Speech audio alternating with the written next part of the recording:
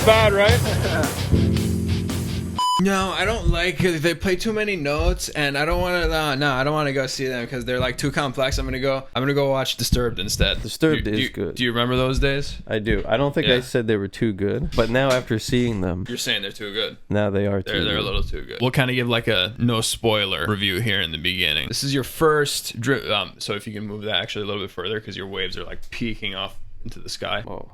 Bridges in the Sky? Bridges in the Sky, yes, that's right. Your very first Dream Theater concert, what were your expectations? I, of course, knew that their musicianship was going to, like, melt my face off. The number one thing I took away, that I have to practice more. I also expected no mistakes and sounding just like the recordings in the studio, and that is exactly what it was. This was my fourth. I went to see them first on their dramatic tour of events in New Jersey when I was 12 years old, and I have some footage from that I'll play as well. Saw them in 2014 for the Breaking the Fourth Wall tour, which I think is, by the way, by far the best track list out of any of their tours. And then comes the comments. What? I have to say, my biggest takeaway and my biggest surprise, James LaBrie sounded fan-fucking-tastic. I'm not just saying that because, you know, he sounded a little rough recently. He's doing what we've been saying he should have done the whole time. He's singing in a lower octave. When he sang a certain song from a certain older album, it sounded 10 times better than the pigeon noises that he usually does. 2 hours. He didn't crack. He didn't have any issues. He was also a little funny. He lost his ring. Then he was angry at that guy who was recording him.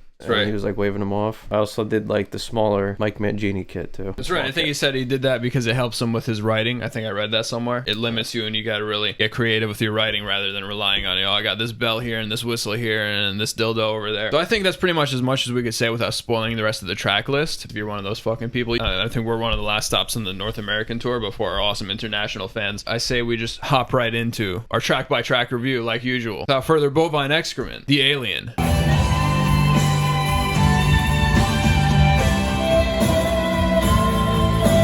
This, as we documented in our review of it, was not one of our favorites from the new one. What I did like about it, though, I thought it was a fantastic opener because they come on stage and it's like dark or whatever, but then, bam, it's just had the whole building shaking. I know you like the bass levels of John Myung. I can feel it in my ribs. It's not one of my least favorites on the new album, but it's not something that I was jumping off the walls like, yes, the Alien. I know some people, including the person in front of me, were very excited for that. There's always that one motherfucker at every concert. You know, this guy. You gotta give him credit though. He was getting into it. Everyone else was our dad's age. All the dads, they're just like, oh yeah, bobbing their heads and whatever. He's just going, hey, shit, yes. I also loved the husband and wife next to me, where the wife looked miserable. She was not the only wife who looked miserable there. One thing I did notice too, you could actually notice how good of a showman Petrucci is. I didn't even realize that before. He was on the stage. He was getting everyone involved. He was holding notes. He was like, yeah, let's go. John Petrucci really took command of the stage the entire night, unsurprisingly.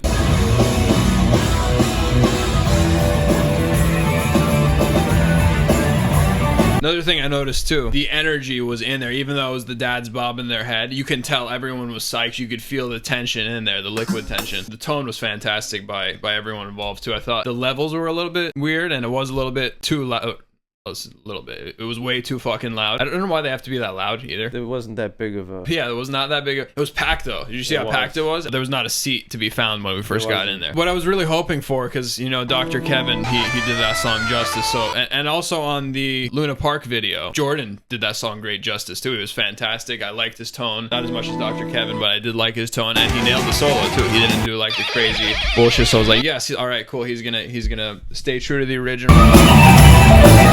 Like we were saying, James nailed it because he stayed in that lower range. And it makes no difference to the song. As a matter of fact, it just makes it better. It does. It improves the whole performance. I get it might be a pride thing, and I understand. But like you said, you want to deliver the best performance possible. And that's, of course, in reference to, there's this douchebag on YouTube who spends his entire life just combing through Dream Theater concert and studio footage. Like he's just an obsessive nut, but he wants you to hate Dream Theater. There was one where it did look kind of bad, where it looked like James was lip syncing. But as we saw, I think it was during this performance. Right? James was off stage and he realized, oh shit, I gotta come back in for the verse, and he was hauling ass across that stage way faster than his body was designed to run at that point, and he missed like the first couple of words of the songs. At least we knew that he's not lip syncing. But then also, you know, they make no attempt to hide the fact that Petrucci is lip syncing the backup vocals. On Ministry of Lost Souls, they just straight up used the Portnoy vocals for the backing track. I recognize them from the album.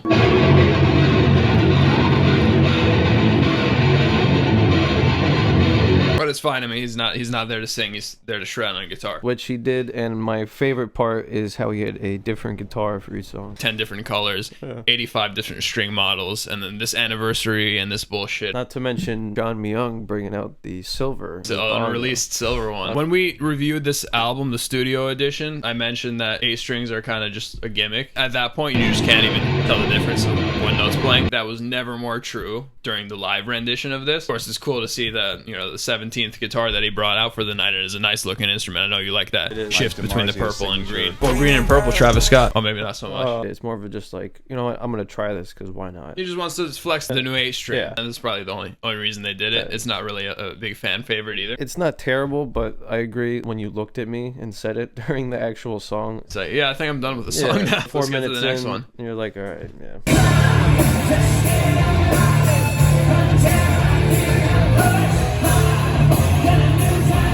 This next one, this is where it was the pinnacle for me. It is one of my favorite songs from that album. Everyone was headbanging. Even all the dads were headbanging at that point. The coolest part was at the end when Jordan came out with the guitar, and then they had like the trio of John, and Jordan, and then James was like, Spinning. I don't know what the fuck James was doing, but he was there. They absolutely killed that. John's bass tone on that, I don't know if he got turned up a little bit. But Absolutely, yeah, especially that one. I just love that when it was a section where he didn't have to be on the stage, and you could see like through this. He was off stage, still He's playing. still playing. You can see him in the corner of the curtain. He's Yeah. just sitting there just playing still. You saw The that curtain. video on Instagram before I showed you. They're all just like talking, hey, we had a good time in North Carolina or whatever. He didn't say a word, but he was like smacking the strings the entire. You couldn't even hear what they were saying. He just, his fingers, I think he has a disorder. Yeah, I wonder if like they changed basses and they like have to put it around him. Probably my first or second favorite that they played. And for me, this is the beginning of the highlight of the night because they followed it up with your favorite song and certainly one of my favorites.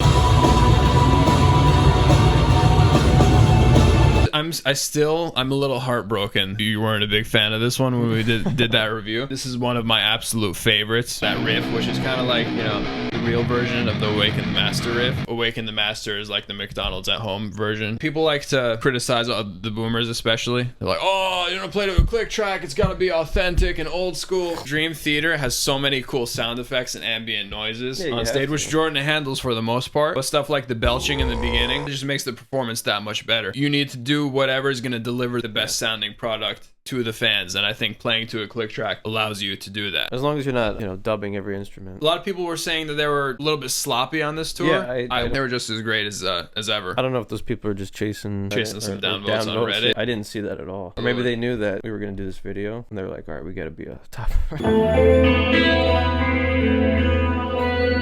Definitely an underrated track from the album because I like Petrucci's parts and I like the way he wrote it. Good, it was just like the album, but there was nothing, too much to know here. It was so great to finally see him be in the same room as them, but the set list could have there's so many other options. Right, this was not my favorite set list that they did, but I think the reason that they chose these songs is one, because you got to play stuff from your new album, and also because they just got done playing a bunch of their top level stuff. Up until this point, though, the energy was top level until, unironically, About to Crash. And of course, they played this because 20th anniversary of 6 Degrees of Inner Turbulence, which I think is a good album. It's a huge fan favorite. I think it has some of the best Dream Theater moments on it. There's about, I don't know how many tracks are on the whole album, N-1 tracks that they could have played other than About to Crash. Misunderstood would have been excellent. Blind Faith would have been fantastic. I know there's always the one or two fans because everybody's different. There's always one fan of something that's like, oh no, that's the best song on this and blah. There's not a single soul who would have asked for About to Crash. Not one. And if you are, you're fucking lying. Nobody asked for About to Crash. You could tell too. Even the guy that was going apeshit the entire, he was sitting down. Everyone's like, okay, yeah, we'll rest for this one. I did. Yeah, and then maybe the next one will be, something from Awake, right?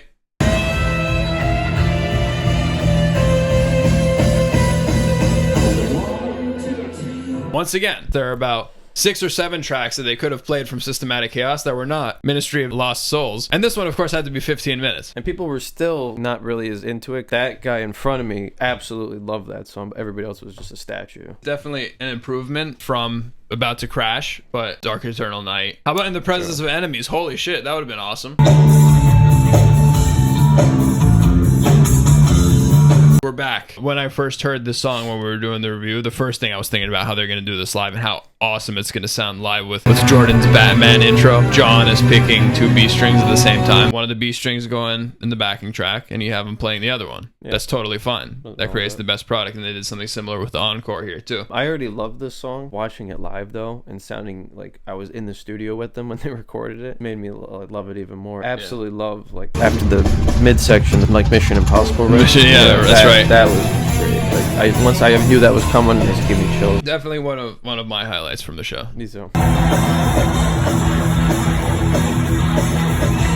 This is actually up there with Endless Sacrifice and Bridges in the Sky. I was excited for this song. It's one of my favorites from them, but this performance just made me love it even more. They opened up with the backing track as the acoustic, so he can come out and do the solo, again delivering the best possible performance. And then he switches to that piezo on his $1 billion guitar, which sounds just like an acoustic. Mike Mangini, give him credit, having to learn all these Portnoy songs. I'm not a drummer, so I don't like hone in on the drums as much as like the guy in front of you, who I guess was a drummer because he was air drumming the whole fucking concert. He was dressed like some skater dad. Yeah, some skater dad, exactly. I also liked when it was just like a guitar solo section. Instead of going off stage, he would like sit behind the drum kit on the floor, behind the kit. And everyone knew he could see him because he was laughing the entire time. I just thought how he like was skipping across stage too, and he had this big grin on his face. He's a character. What an outstanding outro too at the end when they had the whole crowd going. Overall, I personally had a blast. These are the best seats that I've been to at a Dream Theater concert by far. I think you said they were the best seats you've ever been to at a concert, right? You said it was great. First performance, of course, like I've said, not my most favorite hand-picked set list, of course, but getting to watch them play and be in almost touching reach of them was just incredible. I like how at the end Jordan takes out his phone and like takes a selfie with the whole crowd. Petrucci, of course, would have been awesome if maybe he, with those big guns he has, to like maybe throw a peg a little bit farther instead of like yeah, right. Overall though, great time, great show, great performance, of course. Definitely looking forward to hopefully again. So overall, what would you give it? I know our scale's more tuned to albums. I could just put the set list aside. I'd probably just say like 10. 10, wow. Yeah, that's the power of their musicianship. I'm gonna go Not Button because I saw the 2014 tour and that was pretty badass. That's and had I been in the front row, it would have been like 11. Definitely go Not Button on that one. All right.